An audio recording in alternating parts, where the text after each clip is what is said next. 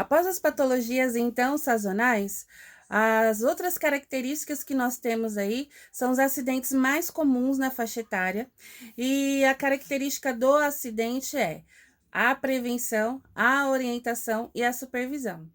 A faixa etária também está envolvida diretamente nos acidentes.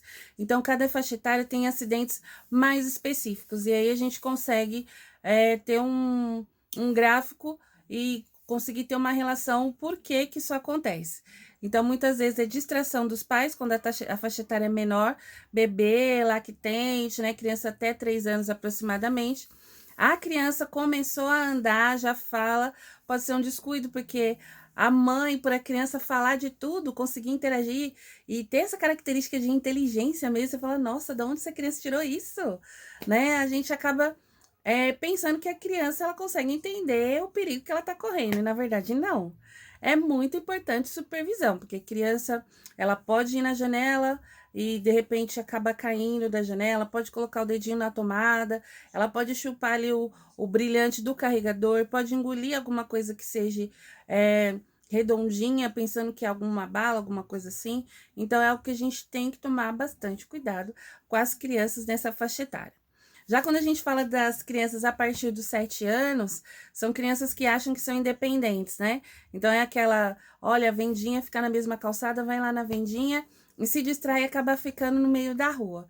E aí a gente tem as quedas, os atropelamentos, que são os índices maiores aí dentro das faixas etárias de 7 a 13 anos, que são o momento onde a criança ela tá na pré-adolescência e ela é extremamente distraída.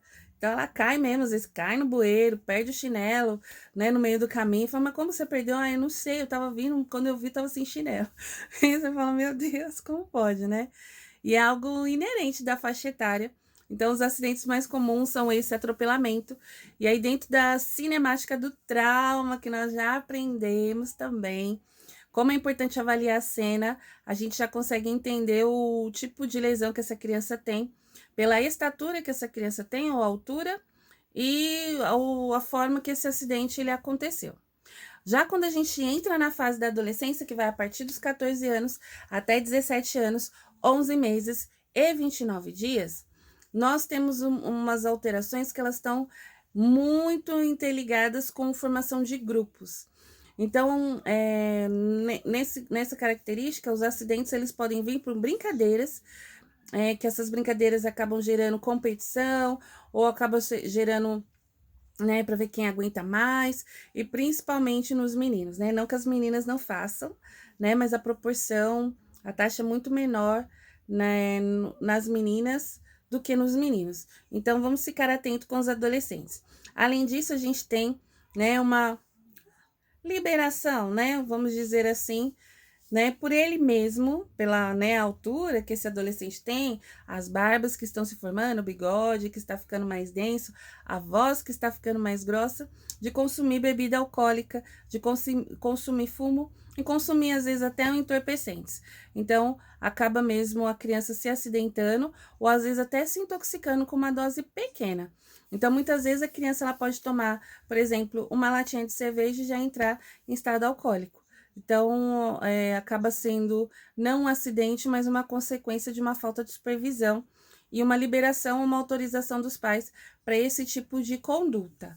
Outra coisa que acaba acontecendo dentro dessa faixa etária da adolescência é a violência. Então, a violência ela pode ser psíquica, que a gente já ouviu falar de bullying.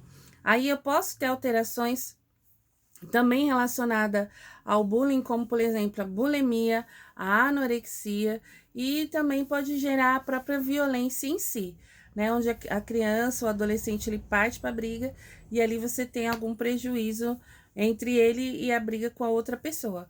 E quando a gente fala sobre isso, e dentro dessa disciplina que nós estamos falando dessa característica, que é a pesquisa e o trabalho que vocês irão fazer, a gente está pensando no quê? Como orientar esses pais dentro dessas adversidades para que isso não ocorra. Se por acaso isso ocorrer, como eu faço para interagir ou intervir? Eu ligo para o SAMU, ligo para o bombeiro, chamo a polícia, como é que eu faço para socorrer? prestar esses primeiros socorros. Uma vez encaminhado para o hospital, vai ter o tratamento, se for o caso. Depois do tratamento, como que eu faço o acompanhamento? E ali vem toda a questão cultural, né, de como que essa mãe foi criada e como às vezes ela acaba agindo no momento de acidentes. Então, às vezes a mãe ela fica extremamente nervosa, né, porque o filho se acidentou, mais briga do que realmente resolve alguma coisa. E aí a gente tem que trazer toda aquela bagagem lúdica, o carinho, o aconchego, a mãe fica calma, né? Olha, vamos tentar resolver. Esse tipo de conduta pode até piorar as coisas e tentar da melhor maneira possível fazer uma reversão desse tipo de alteração. Então, dentro do trabalho que vocês irão fazer, né, do desafio desse trabalho é isso, a gente entender um pouquinho sobre as patologias que acometem as crianças, sobre os acidentes mais comuns também dentro dessa faixa etária, para que a gente possa executar ali e aprender junto com o nosso colega sobre essas patologias.